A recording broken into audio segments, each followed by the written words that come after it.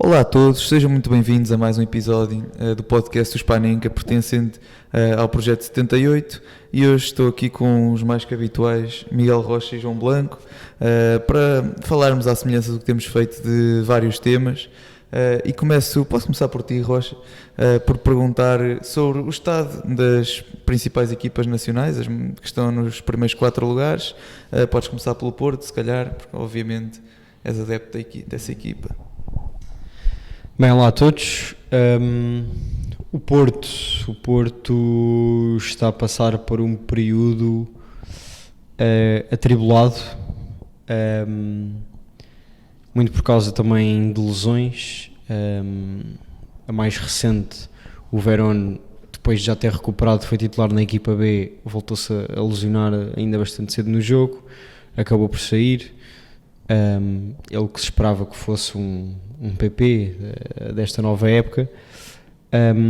Está-lhe a acontecer muito, muito semelhante ao percurso do Evanilson também, apenas que o Evanilson, quando foi jogar à equipa B, não se lesionou novamente. Mas para além dele, Pepe e Marcano que já foi operado, Pepe que está em dúvida desde o jogo do Benfica, ainda não voltou a jogar. Veremos se esta pausa para seleções pode ajudar a isso. Depois, neste último jogo, jogámos sem o Fábio Cardoso por ter sido expulso na Luz. Agora o David Carmo foi expulso neste jogo contra o Portimonense. A próxima dupla de centrais será uma que acho que ninguém diria que seria possível no início da época: Zé Pedro e Fábio Cardoso. É uma dupla de centrais obviamente bastante fora do normal, não só de nome, mas também de qualidade para o Porto. A verdade, e isso também é uma das coisas boas de ser adepto do Porto, é que até podemos ter jogadores que não são assim muito bons, mas se tiverem uma certa atitude perante o jogo e com um treinador como o Sérgio Conceição, são capazes de jogar como os melhores do mundo. E portanto é isso que eu rezo para que aconteça nos próximos jogos com esses jogadores. Quanto à nossa fase, saímos com uma derrota da Luz. Não era o que queríamos, nem de perto nem de longe. Estar a jogar com menos um desde os 20 minutos também não ajuda nada à situação. Foi uma derrota que para o que foi o jogo não se pode dizer que foi injusta. Se o Porto não tivesse jogado com menos um, aí eu não tenho dúvidas nenhumas de que tínhamos ganho o jogo, pelo que estávamos a jogar antes da expulsão, pelo que é o historial de jogos do Porto frente ao Benfica, principalmente na Luz, não tenho dúvidas nenhumas que teríamos ganho o jogo. Não aconteceu, primeira derrota no campeonato, acabamos por ficar atrás de Benfica e Sporting neste momento,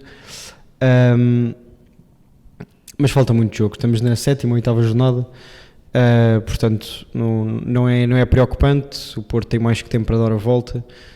Também foi com esse sentimento que os jogadores do Porto saíram do jogo na Luz, e portanto estou bastante confortável por agora com o percurso que estamos a fazer no campeonato.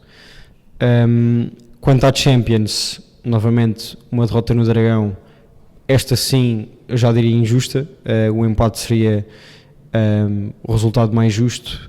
O Porto teve uma quantidade absurda de oportunidades, com bola a passar entre o guarda-redes e a linha defensiva do Barcelona, que não se pode desperdiçar contra uma equipa como o Barça,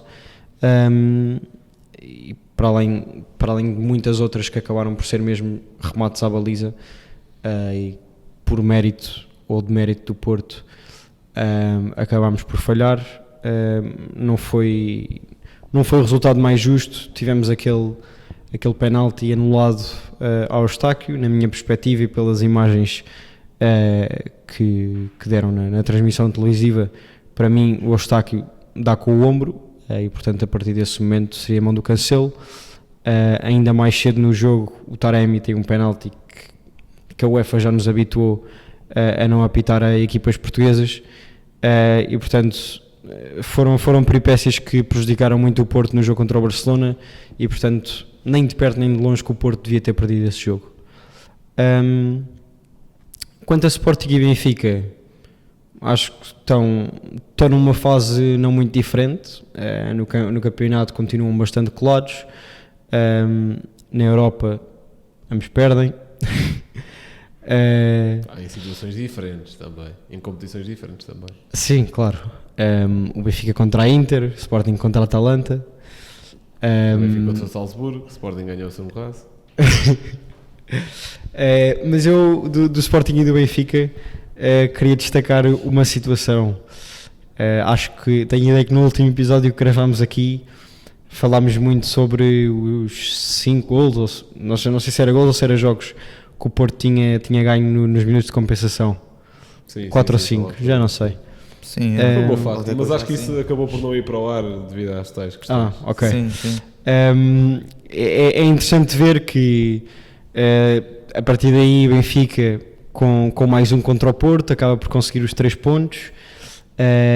Ainda este fim de semana Benfica contra o Estoril, um golo aos 94, uma defesa absurda do António Silva aos 96 para fazer o empate do Estoril. Não digas defesa, diz corte, ainda pensa que foi com a mão. Não, ok, corte o António Silva aos 96, ou seja, aqui 6 pontitos ganhos de forma, sabe-se lá como. Sporting também contra o Farense a jogar com mais um a partir dos 10 minutos, faz o 2-0, deixa-se empatar 2 igual, um penaltizinho aos 90, só para quem não quer a coisa. 90 foi antes. Vais ver a ficha de jogo e está 90 minutos. Está bem, então está 90 minutos. Então não é compensação. Portanto, isto, 90 minutos não é compensação. Isto é aquela lenga-lenga que tentam sempre, ou seja por penaltis, seja por tempos de compensação, tentam sempre colar a algum lado estes acontecimentos. A verdade é que acontece a todas as equipas, vai acontecer, e ganhar nestes últimos minutos de jogo, ou com o que quer que seja, só mostra que a equipa luta até ao fim. E já que não tenho uma rúbrica que se chama Comentário da Semana, porque isso pertence aqui ao Gil, vou dizer já a minha frase da semana, e se calhar esta não entra para as contas do Benfica, mas poderia entrar se o Gil a dissesse, porque pertence a Roger Schmidt, que diz: marcámos depois dos 90, ganhámos o jogo. Pronto, Rocha, tinha aqui várias coisas para ir apontando ao que tu foste dizendo. Uma delas é que para o campeonato eu penso que este foi apenas o segundo jogo que o Benfica ganha em tempo de compensação na era Schmidt, ou seja, em 1 ano e 8 jogos para o campeonato. Portanto, é raro o jogo em que o Benfica ganha em compensação. Portanto, lá está, não é apenas uma estatística, tal como se formos falar em os tempos de compensação também só começaram a aumentar este ano. Sim, está bem. Para alguns clubes. Mas já o ano passado acho que o Porto ainda chegou a ganhar um ou outro jogo também em tempo de compensação. Como o Sporting no ano em que foi campeão, tal como o Benfica. Claro. Isso, lá está, isso não faz sentido, claro, isso é um clube ou outro, se lutarem até ao fim e tentarem marcar, vão marcar. Pois, pronto, mas se eu fosse também aqui buscar estatísticas de penaltis contra e penaltis a favor, se calhar devíamos uma história também interessante. Analisando rapidamente o jogo do Porto, do Barcelona, assim, o Porto-Barcelona, a primeira situação do Taremi parece-me que é dúbia e sinceramente parece-me penalti. O segundo lance, só para clarificar, eu acho que é ombro, mas mesmo achando isso, acho que o lance foi fora da área, portanto não seria penalti. Pareceu-me pela imagem do VAR que ainda era para trás da linha. Mas sim, a do Taremi pareceu um penalti, já se sabe, o Benfica teve uma situação igual, da qual eu já vou falar a seguir. Igual não, mas um penalti também que não foi assinalado. Portanto, as equipas portuguesas é assim. Mas pergunto a ti primeiro, Blanco, sobre o estado do Sporting e se podemos falar em Gyökeres dependência. Bem, em primeiro lugar, olá a todos. Muitos tópicos vocês já tocaram e é o que eu quero pegar também. E acho que é importante sublinhar também que este episódio está a ser meio que regravado em condições diferentes, com tópicos meio alterados. O Rocha não estava presente no último porque não podia, agora está. Portanto, talvez algumas opiniões que não vão sair tão naturais como deviam e se calhar vão sair mais quase guionizadas, mas não foi com a intenção. O que é que eu quero tocar naquilo que vocês disseram? Muita coisa. Em primeiro lugar, que não estou para discutir arbitragem, não vou pegar nisso, nem a favor nem contra. Se calhar a favor podia pegar no jogo de Faro, se calhar contra podia pegar agora no jogo do Aroca, não vou pegar nenhum dos dois. Falando de futebol, começando pelo Porto, que foi por onde o Rocha começou. Em primeiro lugar, acho que faz todo o sentido não colar o Porto a uma equipa que só ganha nos descontos. acho que faz sentido, claro, o Porto é uma equipa que não joga, ou que joga pouquinho. Porque, eu não estou a dizer que é mau ganhar nos escoros, significa, lá está, como a equipa não desiste, não há adversidade, se calhar está mais preparada fisicamente que a outra para aguentar 90 ou 100 minutos, que é o que temos tido agora, ou 110 no caso dos jogos do Porto. Acho que faz todo o sentido. Agora, basta até perguntar a portistas o que é que acham do futebol apresentado pela equipa até agora. Obviamente que os lesionados têm influência, claro que sim. Obviamente que a dupla centrais do Porto, Fábio Cardoso e Zé Pedro, por muito que, e aproveito já para elogiar, Sérgio Conceição vá ao 11 elogiar o Zé Pedro numa intervenção genial de 8 minutos e elogio pela abertura, pela forma como está ali a discutir futebol. Já fiz isto no Twitter do 68, volto aqui a fazer. Sérgio Conceição sabe muito de futebol e quando quer é uma pessoa espetacular nesse sentido. Obviamente que também se passa, acho que todos os profissionais de futebol se passam, mas uns mais do que outros. E obviamente que essa questão individual também pode alterar muita coisa no sistema do Porto, mas também há que saber dizer quando o futebol em si praticado é fraco. Se calhar há ali alguns jogadores a pedir banco, se calhar um deles está a Taremi, só que a questão é, e para o Taremi e para o banco entra quem? Também é uma boa questão, é o Navarro que os adeptos, incluído eu, não me importa nada dizer, do Sporting, queriam que fosse para o clube e agora nem calça, nem para entrar de suplente. É o Tony Martínez que, quando suplente tem bom rendimento enquanto titular, veremos. Eu também percebo isso tudo, cara, as limitações em termos de plantel. Agora, também acho que há ali decisões algo estranhas. Sabemos que um jogador para entrar e para ser peça de destaque no Sérgio Conceição é um processo muito demorado. Vemos isso por Nico Gonzalez, que é um jogador com muita qualidade, que não pegou lote de destaque. E é pensado noutros casos, portanto, o André Franco, por exemplo, que agora é uma opção mais real e mais viável, durante muito tempo não foi. É um treinador que demora muito a passar aquilo que quer aos seus jogadores, para o bom e para o mau. Se calhar que depois, quando acontece, já vão perfeitamente rotinados. E isto sobre o Porto. Sobre o Benfica, acho que estão, lá está, não digo que é um momento perfeito, acho que estão num momento principalmente exibicional, não tanto de forma pior do que o da época passada. Viu-se isso durante esta última semana. Portanto, o jogo contra o Porto, mesmo a jogar contra 10, não é brilhante.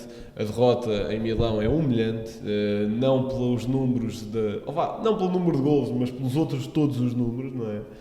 E agora esta exibição contra o Estoril, que apesar de não, em termos qualitativos, não representar o último classificado da Liga Portuguesa, também não representava aquela dificuldade toda para aquele que é o plantel do Benfica, acho eu. E a nível de exibicional muito fraquinho, muito porque Roger Schmidt ainda não está a saber lidar com dois pontos importantes. Problemas nas laterais, que vai rodando muito, ou entre Austin, ou entre o Jurasek, ou o Bernat, ou o Bach agora está lesionado, tudo certo. Aí se calhar é um problema mais de construção de plantel. E na frente, porque tem 3 opções para a frente, que nenhuma delas dá rendimento certo. Portanto, acho que até a melhor opção é o Musa. O que é que se tem testado? É o Artur Cabral, que para mim é o flop da temporada até agora, mas por uma larga margem, porque não é aquele avançado que falha muito, mas depois se calhar até dá mais ao jogo, como era o Paulinho ano passado. É só uma ilha no meio do ataque do Benfica, não faz nada, não combina, não pressiona como deve ser. É assustador aquilo. Enquanto que o Tankstead até no último jogo tem uma exibição N vezes superior a qualquer exibição do Artur Cabral pelo Benfica. Baixava, jogava em apoio, a pressionar bastante útil. Em finalização, aliás, ataque à profundidade muito útil também para os ataques do Benfica. A finalização pecou, acontece, e continuo a achar o Musa melhor, mas neste momento tem que ser 10 vezes mais avançado do que o Artur Cabral, na minha opinião. E agora, finalmente, passando mais diretamente à tua pergunta, que é sobre Gyökeres dependência. Sim. Não. Imagina, eu não acredito que haja uma Gyökeres dependência na medida em que, se agora o Sporting vai jogar em casa com o Rio Ave, com o Aroca, com o Moreirense, foram os últimos jogos, o Sporting, sem o Gyökeres, não é capaz de ganhar, até porque ganhámos ao Rio Ave a semana passada, com o Gyökeres lesionado, nem entrou. Portanto, não acredito nesse sentido. Agora, há jogos específicos que sem ele não ganhávamos. Este jogo com o Aroca, tenho certeza, não se ganhava. Ele faz um gol com meio de execução difícil, mas acho que mais ninguém no plantel do Sporting conseguiria fazer aquela execução. Tecnicamente é muito boa. E a principal coisa dele no jogo foi porque correu e pressionou e ocupou espaços por 2. Não há mais nenhum jogador, principalmente na zona ofensiva, que era onde estava o maior espaço, que conseguisse fazer aquilo numa altura em que o Sporting jogou a maior parte do jogo 10 contra 11. No final do jogo, o Aroca também teve um expulso, já agora. E a única coisa que vou tocar da arbitragem, porque não é nem a beneficiar nem a prejudicar o meu clube, é geral, que é a quantidade de amarelos do critério aplicado por António Nobre foi a coisa mais ridícula que eu já vi. porque percebeu-se ali que ele, que o Diomandé quis ter ali, ou pronto, mesmo que não quisesse ter, ali no calor do momento, teve um critério mais rigoroso, e a partir daí pensou, bem, agora vai ter de manter, não é? Pronto, e isso resulta em não sei quantos amarelos, não sei quantas faltas por contactozinho e 2 pulsos. Parabéns, é assim que estraga um jogo de futebol. Mas o nosso sueco nórdico conseguiu que ele não se estragasse totalmente. Mais destaques do Sporting são as grandes exibições de Coates e Inácio nos defesas centrais. Diomandé também, mas há alguns jogos em que trava um bocadinho. Nem estou a falar deste, porque para mim ele não tinha sido expulso. Estou a falar de outros. Em Braga faz um grande jogo tirando os últimos 10 minutos, contra o Summercase também, contra a Atalanta já é diferente, por exemplo. E destacar ainda também um bocadinho a crescente melhoria exibicional do Edwards, que começou a época com uma nulidade, agora tem vindo a ganhar preponderância, deu assistência para o Gyökeres, por exemplo, e já tinha marcado um gol contra o Rio Ave. E isso também é um bom ponto, porque apesar de eu acreditar que o Paulinho vai ser mais vezes titular do que ele, é bom saber que há ali mais uma opção válida para a frente. Deixa-me só tocar em 2 pontos. Quanto ao nível de qualidade do futebol apresentado pelo Porto, tem sido sempre um problema até uma certa parte da época, diria eu, nestes últimos anos. Isso tem sempre sido apontado ao Porto, que eu não discordo, atenção, não estou a dizer que o Porto anda a jogar um bom futebol, mas só uma nuance é que quando, por exemplo, o Sporting principalmente, mas também o Benfica, e o Benfica até pode acontecer com um plantel bom, mas o Sporting, quando não tem um plantel nem com profundidade, nem até mesmo no 11 inicial, com uma qualidade por aí além, não ganha jogos, simplesmente. Aconteceu o ano passado e até mesmo no ano de Jorge Jesus, com um plantel com bastante qualidade, com muitos milhões gastos, também não ganha jogos. O Porto, com um plantel médio e também sem muita qualidade, acaba por ganhar jogos. E isso é o que faz o Sérgio Conceição um treinador tão especial e tão reconhecido por toda a gente, gostando-se ou não dele pessoalmente. E portanto, mesmo não reconhecendo qualidade no futebol praticado pelo Porto, existe uma confiança extrema no treinador, que também te dá essa tranquilidade para o resto da época de que, ok, o Porto não está a jogar um futebol muito atraente neste momento. Tem cerca de 4, 5 jogadores importantes lesionados, 4, 5 jogadores que, se estiverem bem e em forma, são titulares. E portanto dá-te essa perspectiva de que, ok, quando estes recuperarem, tendo em conta que o Porto está a jogar agora sem eles, é muito provável que a qualidade do futebol praticado aumente exponencialmente. E portanto, num momento como este, tendo o treinador que temos, a coisa que pedimos é ganhar jogos, porque isso vai garantir que no futuro, quando já tivermos todos os jogadores aptos, ainda estejamos na luta pelo título. E isso é a única coisa que o adepto pode pedir. Depois, só para tocar no segundo ponto, no Gyökeres, eu tenho mixed feelings quanto ao Gyökeres. O Taremi é que é bom, não é? Não, deixa-me acabar.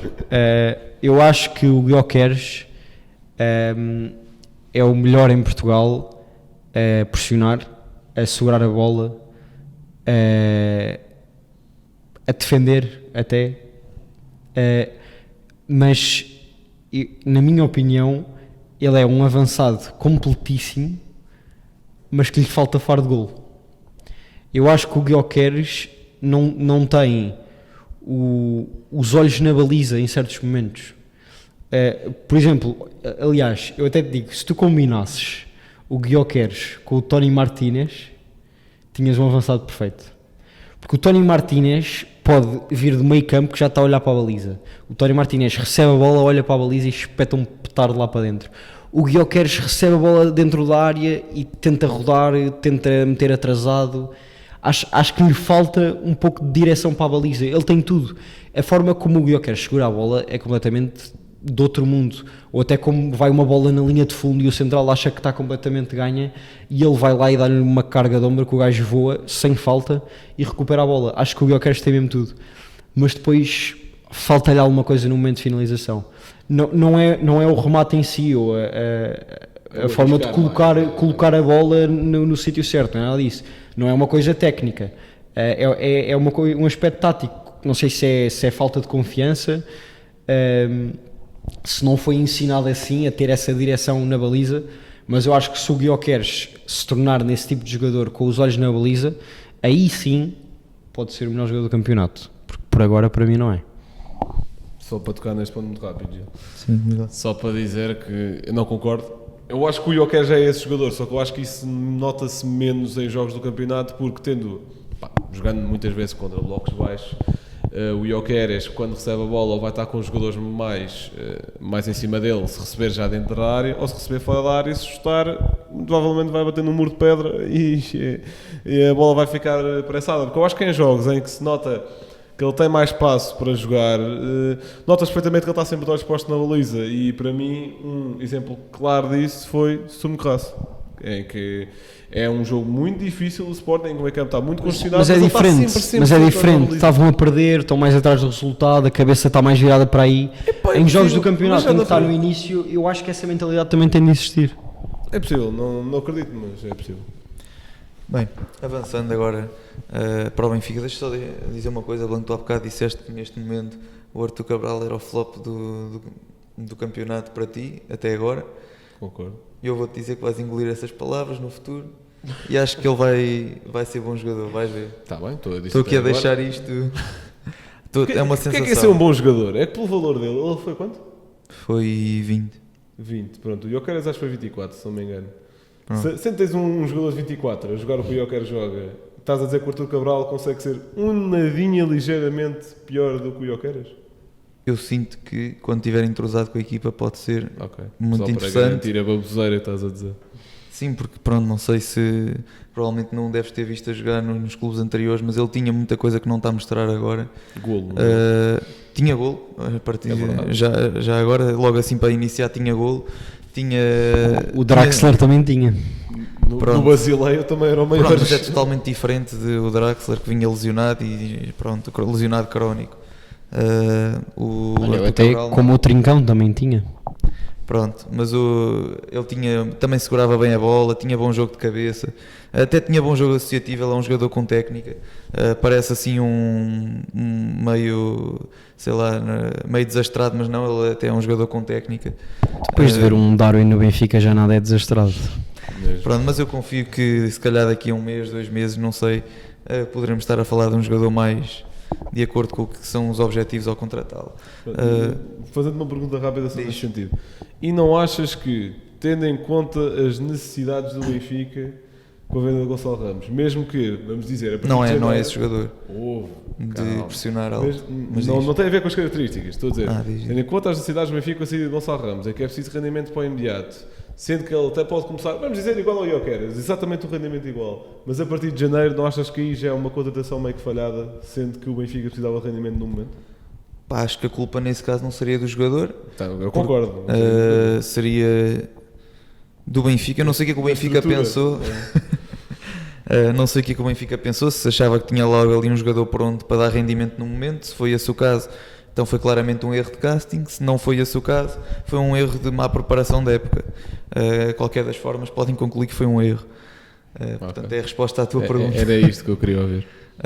Pronto. Se calhar pensou que o Musa já estaria mais dentro, ou não sei. Mas falando assim dos últimos jogos do Benfica também, rapidamente, o Salzburgo penso que foi um jogo isolado, foi um jogo em que aos 2 minutos o Trubin estava a dar um morro na cabeça de um jogador do Salzburgo e a levar um penalti.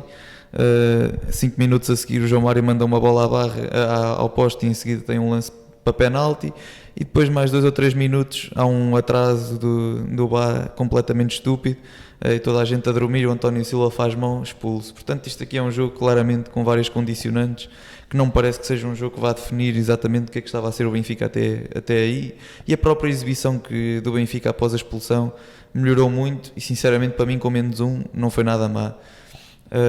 O jogo com o Porto, já falaste um bocadinho, Rocha, portanto vou passar à frente, mas concordei mais ou menos com o que tu disseste, apesar de disseste que tinhas a certeza que o Porto ganharia o jogo 11-11, na Supertaça. O Porto também começou muito forte e acabou por perder o jogo e foi 11-11. Mas olha, para mim o Porto ainda estava bem mais forte. E já agora não acabou 11-11. Sim, mas até o Benfica estar a ganhar 2-0 estava 11-11, mas o Pepe foi expulso aos 80 e tal. Mas não acabou 11-11. Pronto, mas o resultado definiu-se 11-11. Sabes? Não, pronto, mas o jogo definiu-se 11-11. O resultado final. E seguindo para o jogo da Inter, esse sim acho que foi um jogo em que até o Benfica na primeira parte teve uma abordagem interessante, sem um ponta de lança convencional, sem fixo, estava a conseguir baralhar a equipa da Inter, não estava a sair bem a marcação, o Benfica estava a conseguir ter bola. Estavam baralhados com essa opção. Sim, eu fiquei baralhado com essa opção, sinceramente. Mas o Benfica estava a conseguir ter bola, acho que acabamos com 53% de posse de bola na primeira parte, até mais ou menos o mesmo nível de ações na área adversária, o mesmo número de remates enquadrados. A segunda parte foi uma coisa totalmente diferente. A Inter percebeu o que é que tinha de fazer, o Benfica e o Roger Schmidt não perceberam o que é que tinham de fazer. E a partir do momento em que a Inter pensou, não, já chega, já percebemos como é que estes gajos estão a jogar, vamos massacrar pelo corredor direito do Benfica, ou pelo seu corredor esquerdo, em que estava o Tomás Araújo adaptado sozinho, contra 3 muitas vezes, e foi mais ou menos por aí que nos primeiros 20 minutos da segunda parte o Benfica foi massacrado, valendo o poste, a barra e o turbino, para não transformar este resultado numa coisa completamente descabida, que não seria um resultado irreal para o que foi o jogo, mas seria um resultado vergonhoso. Aí sim, Roger Schmidt mal, eu pensei logo, estava a ver o jogo nos primeiros 5 minutos e pensei, tem de se mexer, tem de se tirar Di Maria, que não está a fazer nada, todas as bolas que lhe vão parar ele perde instantaneamente, defensivamente não ajuda, portanto, por muito que me custa admitir, está na hora de colocar o João Mário para fechar um pouco mais o corredor, está na hora de tirar o Rafa, que é a mesma história de Di Maria, as bolas que iam para ele eram bolas que iam para a defesa da equipa italiana, portanto estava na hora de tirar o Rafa e colocar o Musa para ver se conseguia segurar um pouco mais jogo e fazer o Benfica respirar, e o Roger Schmidt ficou sentado no banco de braços cruzados a ver um amasso, não sei se estava contente ou não. Estava com cara séria, pelo menos eu não estava nada contente. Mas ele também está sempre. Pois, já não consigo perceber o que é que ele está a pensar, sinceramente. Portanto, muito mal o Roger Schmidt na abordagem à segunda parte, e aí sim uma exibição vergonhosa. Este último jogo foi outro jogo muito estranho, essencialmente pelas opções iniciais de Roger Schmidt, encabeçada por Tengsted na frente, que é um jogador que nunca jogou titular no Benfica, é um jogador que este ano entrou para aí 2 vezes, portanto eu não tenho um mínimo entendimento do porquê de ter entrado a titular, sendo que Musa e Artur Cabral não jogaram praticamente no último jogo para a Champions, portanto não há desculpa de estarem cansados ou fisicamente com problemas. Depois a adaptação de Auschwitz a lateral direito é outro desastre, faz o pior jogo que eu me lembro também como jogador do Benfica. Outra coisa que eu não entendo é como é que Auschwitz joga melhor a defesa esquerda do que a defesa direita, sendo que é pé direito. Acho que Auschwitz a defesa esquerda disfarça, a defesa direito é uma nulidade. Eu percebo muito bem porque isso acontecer. Ele joga melhor a médio esquerdo. Sim, isso eu entendo. Não, o porquê de jogar melhor a defesa esquerda que a defesa direita. Então. É muito fácil de explicar. O Washington é o médio. Está mais à vontade a jogar no corredor central. Ele é destro, vem mais para dentro jogando pela esquerda do que pela direita. Sim, faz sentido. Também devem pedir mais. Não está habituado a procurar a linha? Exatamente. Sim, faz sentido, mas a defesa esquerda ele várias vezes vi que ele chegava à linha, até procurava bem a linha, depois tinha de puxar para trás ou puxar para o meio. E nessa ação ele é capaz de conseguir fazer melhor com o pé direito, com o pé dominante. Sim, mas o que eu acho estranho é que ele, a defesa direita, nem consegue chegar à linha, que seria teoricamente mais fácil tendo um pé direito. Não, o Chip já está muito virado para o jogo interior. Não, mas não está a perceber o que eu estou a dizer. Aquela defesa esquerda ganha muitas vezes a linha, depois volta para trás, mas ganha a linha. A defesa direita não faz isso. Epá, não sei. Não percebo porquê. Ou seja, também pode depender, do lado esquerdo do Benfica, agora até jogaram com Neres e Di Maria em Milão, por exemplo, mas tem jogado João Mário, que é um jogador que ataca menos e fecha mais, portanto se calhar aí o Austin se pode ir mais à frente. Jogas com Di Maria à frente ou com o Neres à frente, e se fores procurar a linha, esquece, tens um corredor todo aberto. Pronto, essa é outra história, que é neste último jogo o João Mário jogou à direita, o Neres jogou à esquerda, que é outra coisa que eu não entendo, que o Neres claramente joga muito melhor do lado direito. Portanto, há aqui uma série de situações. O meio campo também, o Chiquinho não pode nunca na vida jogar com o Florentino, porque são uma dupla que não se complementa, pelo contrário destrói-se. Viu-se claramente que era o Florentino quem tinha de assumir o jogo, o Florentino não é bom nisso, perdeu várias bolas à conta disso e o Chiquinho não fez nada. Portanto, foi um jogo, uma exibição má do Benfica também, sei perfeitamente admitir isso, a pior exibição este ano para mim. E portanto, de certa forma, o resultado, a vitória cai um pouco do céu. Não querendo isto dizer que o Benfica não queria oportunidades, porque queria 2, 3, assim como o Estoril, mas penso que a vitória cai de certa forma um bocado do céu. Mas também, já que outras equipas também acontece isso, penso que ao Benfica uma vez ou outra acontecer também não há problema nenhum. Bem, vamos avançar, não sei se mais algum de vocês quer dizer mais alguma coisa. Vamos avançar no tema para a convocação de Roberto Martínez. Tenho aqui os convocados, vou ler rapidamente só para vos situar. Guarda-redes Diogo Costa, José Sá, Rui Patrício. Defesas Diogo Dalot, João Cancelo, Nelson Semedo, António Silva, Danilo Pereira, Gonçalo Inácio, Ruben Dias e Totti Gomes. Médios, o Palhinho, o João Neves, Ruben Neves, Bruno Fernandes, Otávio, Vitinha e Bernardo Silva. E avançados Diogo Jota, João Félix, Pedro Neto, Rafael Leão, Ricardo Horta, Ronaldo e Gonçalo Ramos. Blanco, começa agora por ti. O que é que tu pensas desta convocação? Quem é que tu trocavas ou não? Bem, em primeiro lugar, dar ainda as notas de que Rafael Guerreiro e Ricardo Horta, nenhum deles vai participar nos jogos porque foram convocados, entretanto lesionaram-se. E aliás, acho que o Ricardo Horta até já tinha uma lesão contraída na Alemanha. Sim. No jogo. Já agora, parabéns por esse jogo no Braga da Alemanha, que foi algo muito giro de acompanhar. Grande Castro e pronto, e também já é de pegar nessa tal lesão do Ricardo Horta para dizer outras coisas. Portanto, primeira nota e traz para a frente nas posições. Em primeiro lugar, o Rui Patrício já não está no nível de seleção, não tem estado durante algum tempo.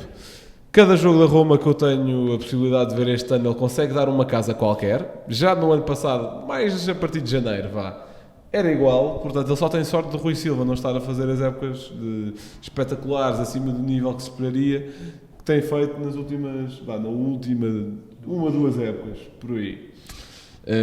Não estou a dizer que tem feito uma má época, só não tem feito nesse nível. Portanto, se calhar aí já é mais difícil de estudar Rui Patrício da seleção, sendo que está a ser uma nulidade completa pelo clube, num momento em que eu até peço mais o Sevilar à baliza da Roma do que o Patrício.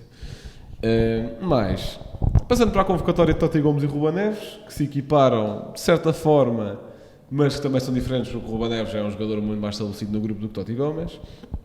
Começando por Totti Gomes, em primeiro lugar, é um jogador que eu ainda não tenho bem a certeza se existe. Porquê? Porque ele já é convocado, acho que há 2 convocatórias, não foi há uma, acho que já foi há 2, e eu não me recordo dele jogar pela seleção. Possivelmente já jogou, mas não me ficou na retina. Se não me ficou na retina, não me surpreendeu. Eu não estou a dizer que eu sou o barómetro daquilo que é o bom e o mau da seleção, mas pelo menos a mim não me convenceu. E pelo Wolverhampton também joga pouquinho, não é titular indiscutível, sendo que temos Diogo Leite, sim, um titular indiscutível a fazer jogos Champions, jogos Bundesliga, com Bonucci ao lado, portanto está a aprender uma coisinha ou outra sobre isso, que já merecia muito mais fazer parte do núcleo da seleção do que o Totti Gomes. Portanto, não percebo a sua convocatória. Mais uma vez, percebi a primeira, porque estávamos numa ótica de primeiras convocatórias, vamos aí testar opções diferentes, e eu aí não me choca, vamos ver como é que ele se integra no grupo e principalmente em exibições dentro de campo. Até se calhar se integrou muito bem no grupo, mas se depois chega a exibições e não é nada demais, não está lá a fazer nada, e para mim não faz sentido ser convocado. De igual modo com o Ruben Neves, que é um jogador que eu, e já disse isto a última vez que falámos sobre a seleção, não o vejo fazer um bom jogo de futebol há 3 anos, pela seleção se calhar ainda há mais tempo. É um jogador que, pelo menos pela seleção, que é onde eu acompanho mais, se calhar não acompanhava assim tanto no Wolverhampton, e agora é que acompanho mesmo zero na Arábia, pela seleção uma nulidade completa. Portanto, estar lá Ruben Neves e não estar ou Mateus Nunes ou Florentino, obviamente com privilégio para o Mateus Nunes na minha ótica, é ridículo. Florentino também devia estar à frente, sem sombra de dúvidas. Pode-se jogar-se no meio campo nos últimos tempos, também devia estar à frente, sem sombra de dúvidas. Almurrati, se fosse português, estaria à frente sem sombra de dúvidas. Estou a isto por o André. Porque, pá, não faz mesmo sentido nenhum. Deixa lá o André em paz.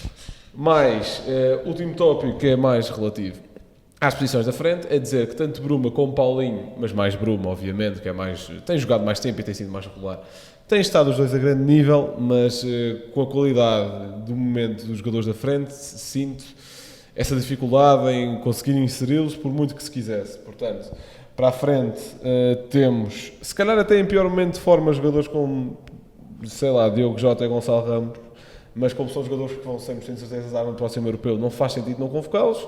Jogadores com menos nome, como Pedro Neto e Ricardo Horta, têm estado bastante bem, portanto fazem sentido de ser convocados. Já são os dois parte do grupo e se as suas exibições dos clubes justificam, faz todo o sentido continuarem no grupo. Agora, estando Ricardo Horta lesionado, uma notícia de hoje, acho que faz todo o sentido do Bruma ser chamado, até por não magoa nada de estar mais uma opção, sendo que o lugar vagou. Enquanto que, por exemplo, a lateral esquerdo, neste caso a ala esquerda, no modelo de 3 centrais da seleção, eu em tempos, noutros momentos de forma, eu achei que fazia sentido levar o Nuno Santos. Neste momento não acho, mesmo com a lesão do Rafael Carreiro, por exemplo. Portanto, para mim, Bruma devia ir na ausência de Ricardo Horta.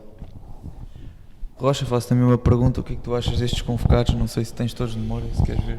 Deixa eu estar. Acho que nenhum me choca. Concordo principalmente com... Concordo com a tua repugnação do Mateus Nunes não ter sido convocado. Para o que anda a jogar deveria ter sido, sem sombra de dúvidas. Agora com esta mudança no futebol da presença de jogadores na Arábia Saudita, vamos ter sempre um pouco este falatório, seja com o Ronaldo, Otávio, Ruben Neves. Ninguém bem vê os jogos deles, acredito que obviamente que o Roberto Martínez veja, mas nunca poderemos dizer com certeza se estão a jogar bem o suficiente para serem convocados. Mas claramente que o Mateus Nunes devia estar. Quanto ao resto dos setores, sinceramente não vejo nada que me faça ficar indignado. Há aí um jogador que eu não discordo da convocatória dele, que é o João Neves, pelo que anda a jogar no Benfica, obviamente. No entanto, não acho que ele tenha qualidade para a seleção. Acho que está a jogar bastante bem no Benfica, é um titular indiscutível no Benfica. Acho que se o Benfica tivesse um médio de melhor qualidade, ele iria para o banco, porque também não acho que seja um jogador com qualidade de historial do Benfica titular, e portanto daí concordar com a convocatória dele pelo que anda a jogar no Benfica. No entanto, acho que não tem qualidade para mais, acho que se fica por aí, o que não é mau, obviamente. Estou só a deixar aqui esta nota para convocatórias futuras para competições a sério. Pronto, olha, vou começar por onde tu deixaste, porque não posso dizer que discordo totalmente, mas também não concordo, porque é verdade que o João Neves é um jogador diferente dos demais, no sentido, vamos olhar logo para a sua estatura, que para jogador de futebol não é propriamente um jogador alto. No entanto, o que eu vejo é naquele meio campo, das vezes meio campo a 2, não nos podemos esquecer, contra meio campo com 3 jogadores, o João Neves ganha praticamente todas as bolas na raça, utilizando o seu físico, que não é o melhor, digamos assim, ou o mais vantajoso em relação aos outros, mas consegue ganhar bolas aéreas com jogadores que se calhar com mais 20 cm que ele, praticamente todas, disputa todos os lances. Compara com o Moutinho. Achas que o João Neves chega à qualidade do Moutinho? Jogadores diferentes. Em que sentido? Acho que o Moutinho tem muita qualidade de passe, tem muita qualidade de remate. O Moutinho no seu auge era titularíssimo de seleção e estatura semelhante à do João Neves, é capaz de ter mais uns centímetros, mas também era pela raça, lá está, é um jogador que teve de ir buscar características que naturalmente não as tinha. Sim. Agora, quando eu digo é qualidade, acho que o João Neves fica por ali e está bom, ser titular no Benfica e ser chamado à seleção não é nada mau, digo só que não seja para mais do que isso. Por exemplo, achas que o Pote está numa situação semelhante? Mais ou menos, já devia ter sido chamado à seleção. Mas Ok, imagina Não, que não. o Pote era regular de seleção, imagina no lugar do O Pote Ricardo é Horta. uma situação totalmente diferente. Eu sei que não, são no posições diferentes, sentido, só no falar de sentido qualidade. de não passar desse nível. Exatamente, ou seja, qualidade de Sporting e seleção, mais do que isso não Acho. sei. Ok. Ah, Nessa isso- perspectiva, compreendo em parte, mas acho que o João Neves tem qualidade para mais. Sim.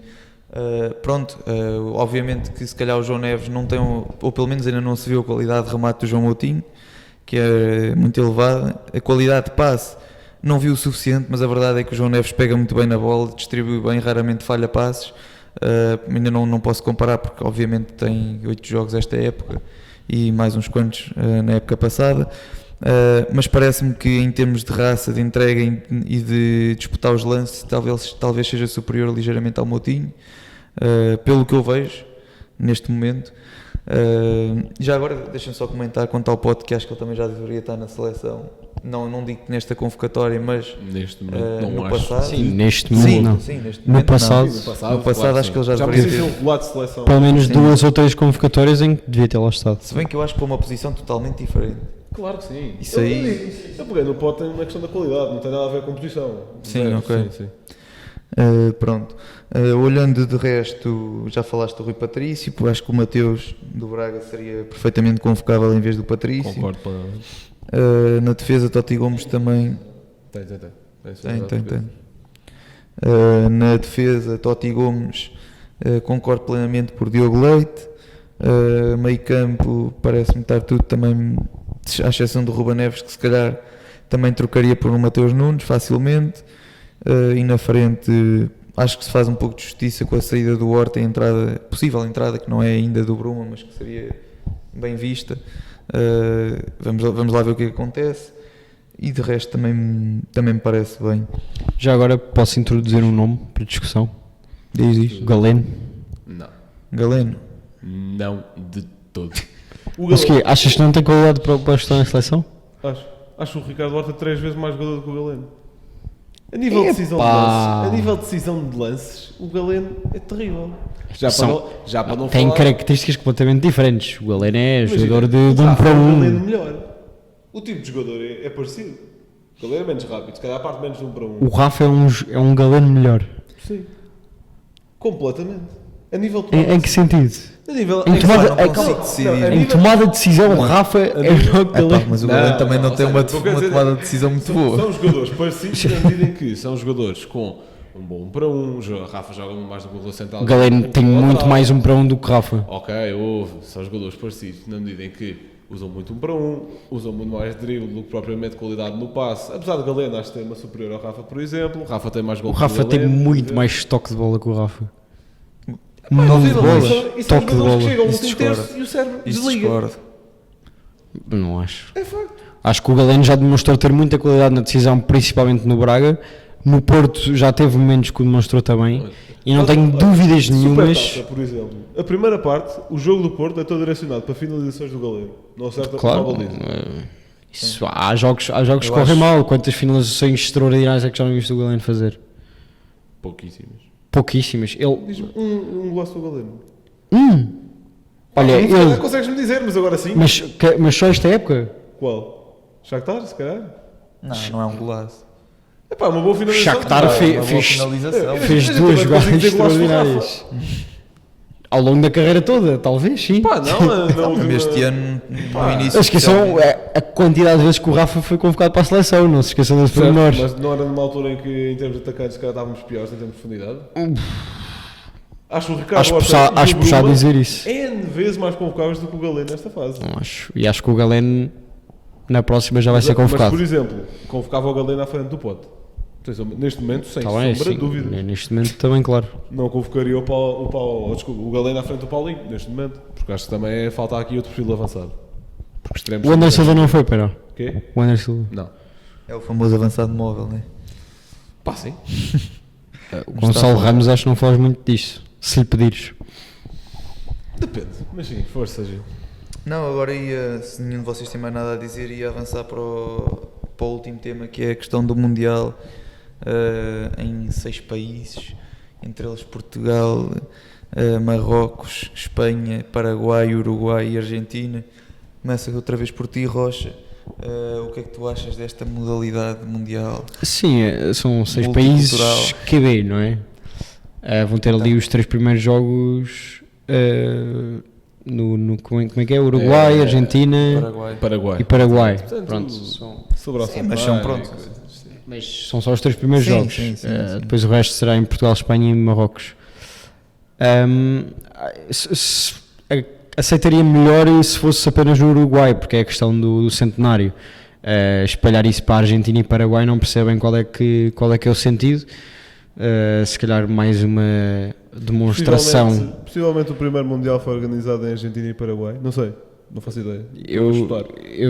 A ideia que eu tenho é que foi no Uruguai apenas. Mas foi no Uruguai e ganho pelo Uruguai. Eu sei que foi ganho pelo Uruguai. Foi feito no Uruguai e ganho pelo Uruguai. Ok. É possível, não sei de cor. Se calhar apenas mais uma oportunidade de vassalagem a Leo Messi. Mas acho que é muito bom Portugal ter cá um Mundial. Vão ter apenas 3 estádios. Nada que não tivéssemos à espera, diria eu. Até ver. Exato. Sim, até ver. Até ver. Se para 2004 foi feito o que foi, agora para 2030 quero ver também o que é que pode acontecer. Mas acho que, mesmo sendo feito em 3 países, acho que são 3 países que até fazem sentido, são próximos geograficamente, ainda que em 2 continentes diferentes. Portanto, acho que vai ser uma dinâmica interessante, e sendo um Mundial também, sendo em 2 continentes diferentes, mas em países próximos, pode facilitar em termos de idas de certos adeptos ou até de certas equipas não terem de viajar para tão longe. E portanto acho que isso pode ser benéfico. Pronto, olha, essa questão das viagens parece-me que pode ser benéfico por um lado, mas pode ser também ter o efeito reverso, especialmente para os adeptos que queiram ver jogos das suas equipas. A nível de custo é muito maior, a nível de fadiga dos jogadores é muito maior, a nível ambiental é pior. Sim, claro. Mas isso é tudo. Quando tens um europeu também numa Europa inteira. Certo, e não concordo. Sim, mas sempre é dentro da Europa, não é? Que ainda se tem de fazer uns voos transcontinentais ali a passar o Atlântico. São só 3 jogos. Do Cabo de Gibraltar para Marrocos, aquilo é mais perto de Lisboa ao Porto. Sim, mas pronto, também há esses jogos são um bocado mais difíceis de fazer as viagens.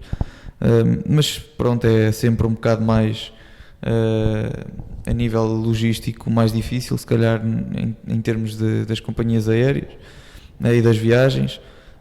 E também já disseste que ias falar, eu também queria falar sobre a questão dos 3 estádios que vamos usar em Portugal, porque Portugal tem um historial de anfitrião, de receber eventos em que a coisa dá sempre ao torto em sentido financeiro, em que nunca sabemos bem quanto dinheiro é que se perdeu, porque a realidade é essa, perdemos sempre dinheiro.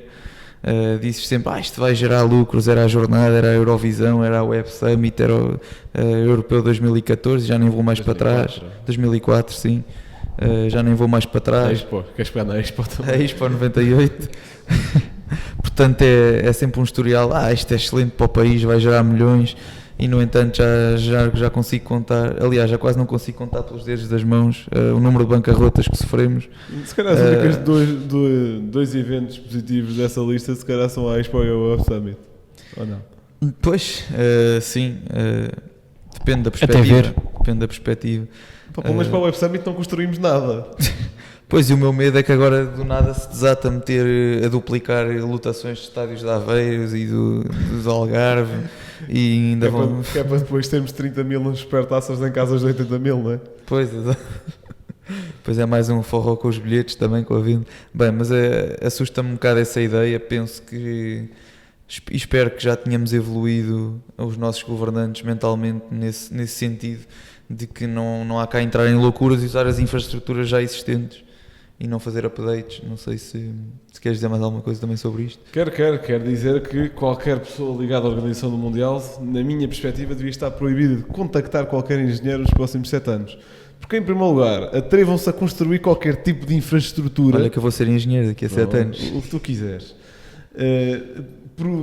atreva-se a construir qualquer infraestrutura. Já temos estádios suficientes que não estão a fazer praticamente nada. Nós já tivemos aqui essa mini discussão quando veio cá o Ares Gouveia, quando o Benfica foi campeão. Pegámos um bocadinho nisso e chegámos à conclusão, de alguma forma, sem saber bem justificar como, que o Euro 2004 é a raiz da maior parte dos problemas futebolísticos neste país.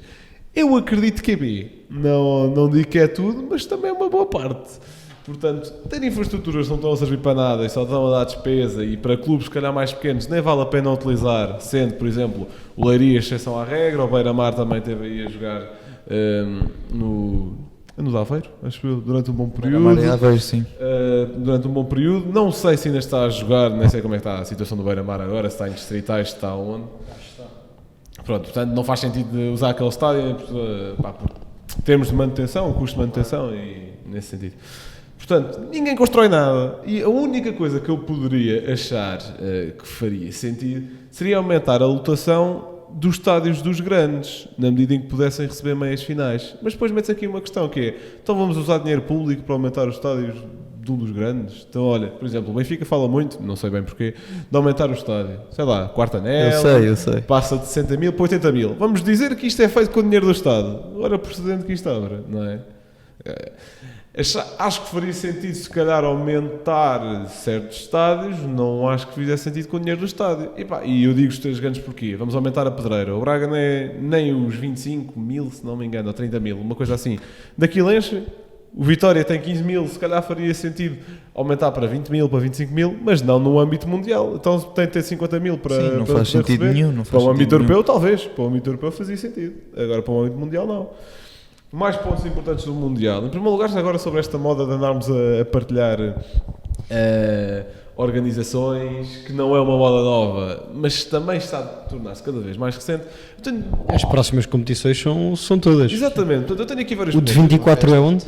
O de 24 é na Alemanha, o de 28 é Reino Unido e Irlanda, portanto, a bom rigor, ou 2 países ou 5, como interpretarem. E tem Itália lá para o meio, acho eu também. Não, de e 28. 32 é Itália e Turquia. É isso. Exatamente. Sendo que Mundial 2026, Estados Unidos, Canadá, México, 30, 6 países que são 3. Pronto. Sim. O que é que eu tenho a dizer sobre isto? 2 pontos. Em primeiro lugar, sinto que os organizadores, principalmente europeus, estão sempre no mesmo lote. E é pena. Sinto que já tivemos coisas muito mais diversas, como acho que tivemos um europeu organizado há pouco tempo em Holanda e Bélgica, tivemos um europeu organizado há pouco tempo em Ucrânia e Polónia. Assim, exatamente, portanto, mais diversos. Tivemos o Mundial da África do Sul. Tivemos o Mundial na África do Sul, tivemos o Mundial no Japão e Coreia. Acho que faz muito sentido diversificar um bocadinho isto, porque olhamos para os últimos europeus, o que é que temos? Temos França 2016, temos 2 de 2020, onde foram em vários países, mas os 2 com mais preponderância foram claramente a Itália e a Inglaterra, que vão ser hosts agora, outra vez. Portanto, não faz muito sentido estar, e eu percebo que se tem de pagar uma taxa qualquer à UEFA, também a UEFA tem de perceber que há ali algum retorno. Para ter esse retorno, o país em si tem de ter infraestruturas, e para além de infraestruturas para o desporto, tem de ter condições para receber essa quantidade de pessoas, o que faz com que a coisa possa fechar um bocadinho. Mas se é para combinar candidaturas, não faria mais sentido, sei lá, a meu nível desportivo, juntar candidaturas com Estónia, Letónia e Lituânia em vez de uma candidatura de uma Alemanha? Isto falo sem saber sequer se tem estádios nos países. Uma Suécia, Noruega e Finlândia. Por exemplo, mete a Dinamarca aí para o meio também. As locações não são assim tão grandes, e se calhar faria muito mais sentido a nível desportivo. Olha, uma Dinamarca-Holanda era bastante interessante, Ticho. Por exemplo, acho que faz muito mais sentido estar sempre a manter os mesmos. E segundo, esta coisa de partilha de candidaturas, exceto em casos muito específicos, por exemplo, acho que Portugal, Espanha e Marrocos funciona bastante. Sim. Porque apesar de haver ali uma certa barreira cultural com Marrocos, que Portugal e Espanha têm muito mais parecida a essa cultura do que comparativamente a Marrocos, não é? Acho que faz sentido pela proximidade, pelas conversações em todos os países. Agora, se calhar ali candidaturas conjuntas não fazem muito sentido. Por exemplo, a nível político e a nível histórico, faz sentido uma Irlanda estar a organizar uma exibição, uma competição com o Reino Unido? Pois. Aquilo não vai dar barraca lá para É uma tentativa de aproximação, pá. Mas se é para Querem é pós-mundial. Se querem, pronto, se é para aproximar a Daqui a... vai organizar um mundial com o Qatar. Daqui a 10 anos vai ser Rússia e Ucrânia, não sabias? Sim. Talvez. Já Talvez agora, Palestina e 2050 Israel e Palestina. Sim, Também, se calhar. porque não? E depois estar aqui combinar organizações faz com que quem receba depois sinta-se menos especial por isso, não é? Mas receber um Mundial em Portugal em 3 estádios, e isso vai ser representativo daquilo que é o futebol do nosso país? Tenho as minhas dúvidas. Pois. Mas depois também tira meio que a euforia de poder organizar um. Portanto, quando surgiu primeiramente a opção de Portugal organizar só com Espanha, fiquei contente porque nos ia dar mais jogos. Depois juntou-se um terceiro país, e não é por ser Marrocos, até podia ser França. É um terceiro país, portanto vamos receber menos jogos. Marrocos vai investir muito para este Mundial, deve ser o país dos 3 que vai investir mais, porque também é o que neste momento tem menos infraestrutura. Vai candidatar-se fortemente a organizar a final, o que eu acredito que vai ser no Bernabéu e não noutro sítio qualquer. Mas Portugal não vai receber meias finais e final, porque tem de ter 80 mil lugares, um estádio com 80 mil lugares para isso, não tem neste momento. E, portanto, vai ser estranho, até porque já vamos perder jogos da fase de grupos. Está bem que o próximo Mundial é com mais equipas, acho que 42, se não me engano. Vai ser bom por um lado, obviamente, vamos ter aqui adeptos de todos os países do mundo, vai ser muito giro para conteúdo se este projeto em 2030, o que significa... Daqui a 7 anos. O que significaria que tínhamos chegado a uma década de projeto, o que era excelente.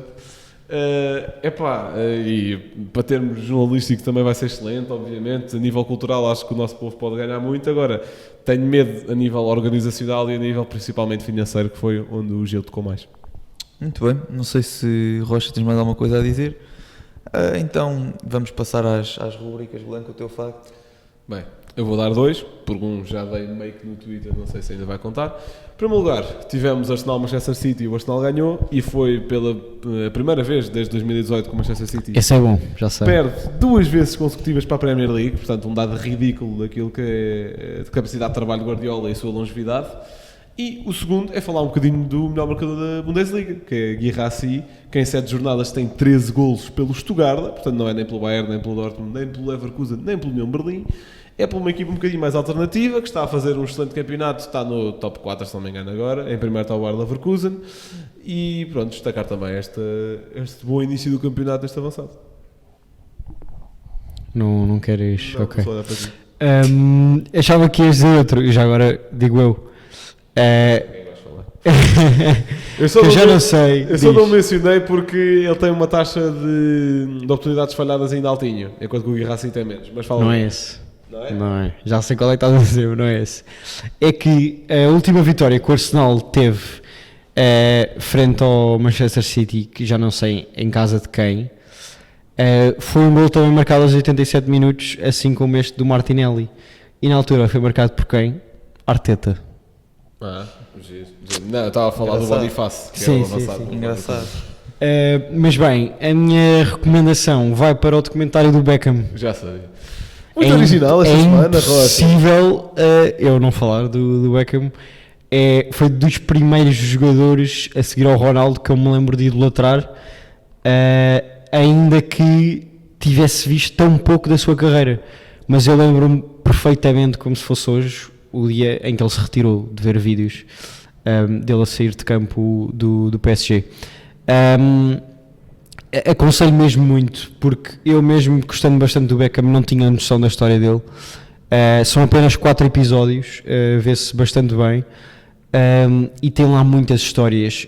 A que eu menos tinha noção foi o quão mal ele passou depois do Mundial de 98, quando foi expulso no lance contra o Simeone, contra a Argentina nas meias finais. Perito em estragar o futebol bonito, já desde cedo.